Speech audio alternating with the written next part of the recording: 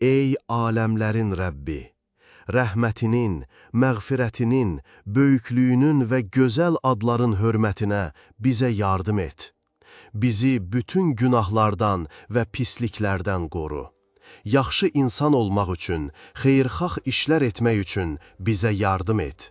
Allahım, bu mübarək ayda etdiyimiz ibadətlərimizi, tutduğumuz oruclarımızı, verdiyimiz iftarlarımızı qəbul elə. Bu ayda nazil olan Qur'anı qəlbimizin və gözümüzün nuru elə. Amin. Ey uca Allahım! Bizə şübhəsiz iman, tükənməz nemət və əbədi cənnətin ən yüksək qatında, Peyğəmbərimiz Muhammedin yanında olmağı nəsib et.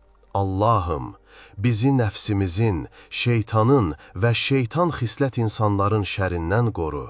Ən doğru işimizdə bizi müvəffəq et.